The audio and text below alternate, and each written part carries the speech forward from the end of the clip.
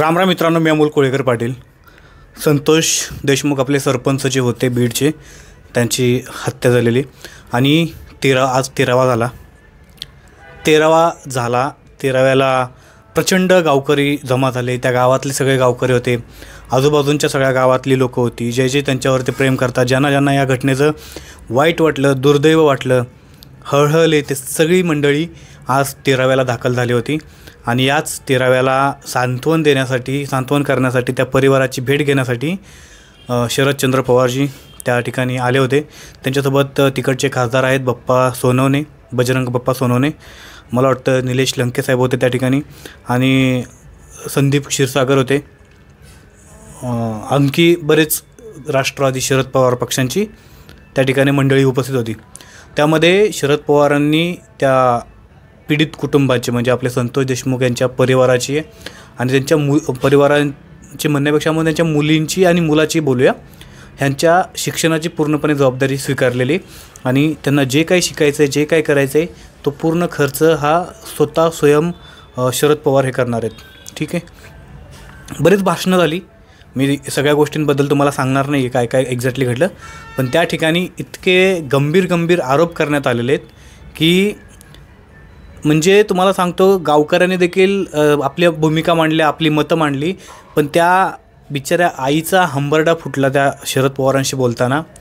त्यांनी इतकं हळवळून सांगितलं की माझा एका मुलाने फोन नाही उचलला तर मी दुसऱ्या मुलाला फोन करून विचारत होते की हा कुठे. आता मी जर एकाने फोन नाही उचलला तर दुसऱ्याला कोणाला फोन लावू आणि कोणाला विचारू की माझा दुसरा मुलगा कुठे. किती वाईट सगळं परिस्थिती आहे.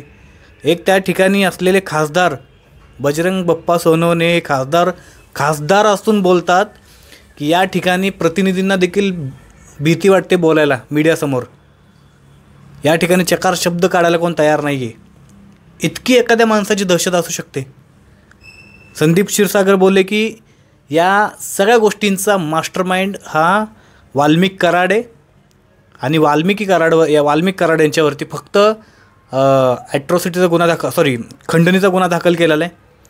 त्यांचा अद्यापपर्यंत अटक झालेली नाही आहे ना उरलेले. दुर्दैव पहिल्यांदा ह्याच ठिकाणी वाटलं की आज 13वा झाला, 13व्याच्या दिवशी देखील ते बाकीचे 3 आरोपीला अटक नाही आहे. कशाचं वाट बघतात हे सरकारने, कशाची वाट बघतात हे पोलीस प्रशासन. ह्या गोष्टीचं आंदोलन करावं मोठं, त्याच्यानंतर तुम्ही आरोपींना अटक करणार आहात. काय चाललंय. शरद पवार त्या ठिकाणी आले, बाकीचे मंडळी आले, देवेंद्र फडणवीस स्वतः मुख्यमंत्री आहात साहेब, आपण कधी जाणार त्या पीडित कुटुंबाला भेटण्यासाठी, की आपल्यासाठी ती घटना घडलेली इतकी मोठी नाही आहे की आपण त्या ठिकाणी भेट देण्यासाठी जात नाही आहे. अजित पवार, धनंजय मुंडे कधी जाणार, त्या जिल्ह्याचे त्या तालुक्याचे ते आमदार आहेत. तुम्ही आमदार म्हणून त्या ठिकाणी कधी जाणार त्या पीडित कुटुंबाला भेट देण्यासाठी. तुमच्यावरती कुठलेही आरोप नाही आहेत ना, तुम्ही सरळ मार्गाने चालणारी माणसं आहेत ना. मग तुम्ही आमदार म्हणून त्या तालुक्याचं प्रतिनिधित्व करता. तुमच्या तालुक्यामध्ये घडलेली घटना आहे, त्या घटनेचं तुम्ही सांत्वन करण्यासाठी त्या पीडित कुटुंबाला भेट जाण्याचं काम होतं ना. तुम्ही आत्तापर्यंत गेला नाही आहेत. देवेंद्र फडणवीस गेले नाहीत, एकनाथ शिंदे गेले नाहीत, अजित पवार गेले नाहीत. तुमच्या पक्षाच्या कार्यकर्त्यांवरती इतके गंभीर आरोप होत आहेत. ही हत्या घडवताना लाईव्ह स्ट्रीमिंग कोण करत होतं, म्हणजे लाईव्ह सगळं इन्स्ट्रक्शन कोण देत होतं, आणि ज्यांचं 35 कॉल झालेत ते विष्णू चाटे, अजित पवार गटाचे तालुका अध्यक्ष तिकडचे. तुम्ही उपमुख्यमंत्री आहात अजितदादा. तुम्ही आत्तापर्यंत त्या ठिकाणी जायचं गरजेचं काम होतं तुमचं, तुम्ही आत्तापर्यंत त्या ठिकाणी गेलेला नाही आहेत. त्या दिवशी सभागृहामध्ये जर विषय कोणी मांडला नसता ना, तर हा विषय कुठं कचऱ्यात फेकून टाकला असता. समजा की त्या गावामध्ये जी हत्या झालेली ते सरपंच नसते तर काय झालं असतं. एक सामान्य माणूस असतं त्या गावातला, एखादा कुठला तरी व्यक्ती, काय झालं असतं. ह्याच्या आधी जे झालं तेच झालं असतं ना. किती खून झाले, किती काय झालं. असंच एखाद्या कचऱ्याच्या डब्यात फाईल फेकून टाकले असते, नाग लावून टाकले असते त्या गोष्टीला. ते सरपंच होते म्हणून तो विषय वाढला, आणि त्यातल्या त्यात ते भाजपचेच आमदार आहेत सुरेश दस साहेब. मनापासून त्या व्यक्तीला अभिनंदन, धन्यवाद देतो मी की त्या व्यक्तीनं हा विषय पहिल्या दिवसापासून उचलून धरला, आणि त्यांच्या उचलून धरल्यामुळे मीडिया अट्रॅक्शन झालं त्या ठिकाणी. त्यांनी सभागृहामध्ये हे विषय मांडला. सभागृहामध्ये विषय मांडल्यामुळं देवेंद्र फडणवीसांना त्या मुद्द्यावरती बोलणं भाग पडलं. जर त्या ठिकाणी कुठल्याही व्यक्तीने, कुठल्याही प्रतिनिधीने जर सभागृहामध्ये हा विषय मांडला नसता आणि मीडियावाले जर या गोष्टीमध्ये लक्ष दिलं नसतं तर हा विषय कचऱ्यात गेला असता. कारण हे सरकार किती गंभीर आहे ह्या गोष्टीवरून तुम्ही लक्षात घ्या. 12वा 13वा दिवस झाला हो, आज 13वी झाली त्या माणसाची. कुठल्याही प्रकारची चूक नसताना त्या व्यक्तीची इतकी निर्दयपणे निर्घुण हत्या करण्यात आली. आणि 13वा झाला तरीसुद्धा कुठल्याही म्हणजे ते 3 आरोपी 4 आरोपी झाले तर अटक केलेले ते ठीक आहेत, पण उर्वरित 3 आरोपी अजून फरार आहेत, मोकाट आहेत.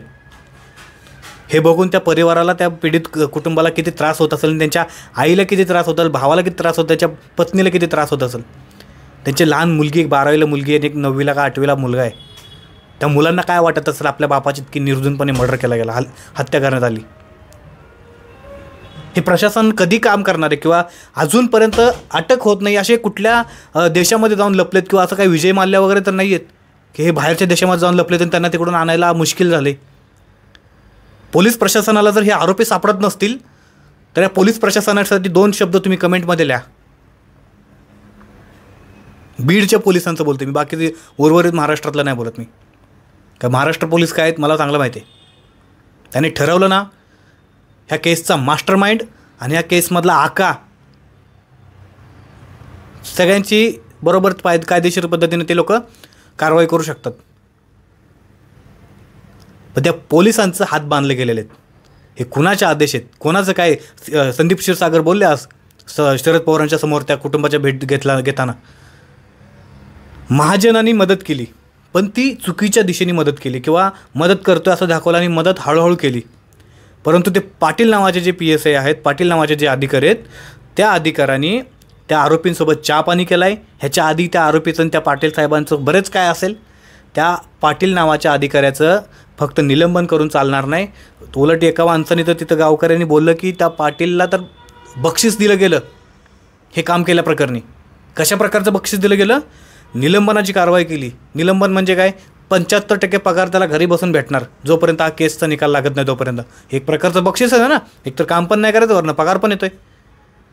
त्या गावकऱ्यांनी अशी भूमिका मांडली आणि अशी मागणी केली की त्या पोलीस अधिकाऱ्यावरती देखील 302चा गुन्हा दाखल झाला पाहिजे, 307चा गुन्हा दाखल झाला पाहिजे आणि त्या गुन्ह्यांच्या अंतर्गत त्याला देखील अटक केली पाहिजे.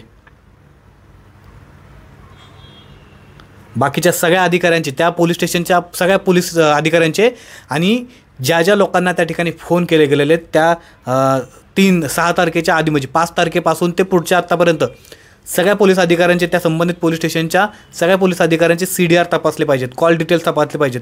कुठल्या व्यक्तीने कुणाला फोन केला आहे, कुठल्या नेत्याने त्या ठिकाणी फोन करून दबाव टाकण्याचा प्रयत्न केला आहे, IG कोणी फोन केला, IGचे देखील फोन तपासले पाहिजेत.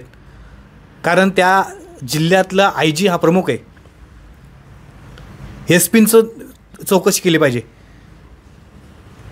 कारण बजरंग अप्पा सोनवणे यांनी असं बोललं आहे की ज्या वेळेला ही घटना घडली मी SP फोन करायचा प्रयत्न केला होता त्यावेळेला SP माझा फोन उचलला नाही आहे. जर SP माझा फोन उचलला असता तर मी SP तशा प्रकारचे निर्देश दिले असते आणि SP जर कारवाई केली असती तर आज संतोष देशमुखांची हत्या होणं वाचलं असतं ना. आज संतोष देशमुख तुमच्या आमच्यामध्ये जिवंत असते. हा पोलीस प्रशासनाचा सगळा कारभार आहे ना, सगळा कारभार हा संशयास्पद आहे. संदीप क्षीरसागरने ओपनली बोललं आहे, ओपनली या केसमध्ये मास्टरमाइंड हा वाल्मिक कराड आहे. वाल्मिक कराडनी या गावांमध्ये जातीमध्ये भांडणं लावलेत. संदीप क्षीरसागरांचं बोलणं आहे. मान्य वाल्मिक कराड अण्णा खूप चांगले आहेत, परंतु त्यांच्यावरती खंडणीचा गुन्हा दाखल झाला आहे. बरोबर, त्या खंडणीच्या गुन्ह्याअंतर्गत त्यांच्यावरती कारवाई होणं अपेक्षित आहे. त्यांची अजून अटक झालेली नाही आहे. तुम्हाला सांगतो, हे विष्णू चाटे त्यांना अटक केली पोलिसांनी. त्या विष्णू चाटेंना माहीत नाही आहे का? कारण विष्णू चाटे आणि सुदर्शन घुले कॉन्टॅक्टमध्ये होते. कारण विष्णू चाटेच पोलिसांशी बोलून सांगत होते किंवा संतोष देशमुखांच्या बंधूंना सांगत होते की 20 मिनिटात सोडतोय, 20 मिनिटात सोडतोय, 20 मिनिटात सोडतोय.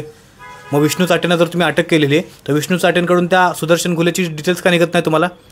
पोलीस प्रशासनाकडे कुठल्याही प्रकारचं हे नाही आहे का की माहीत नाही का की हे लोक कुठे गेलेत, कुठल्या ठिकाणी गेलेले आहेत? ही सगळी भूमिका, सगळा हा कारभार हा संशयास्पद आहे.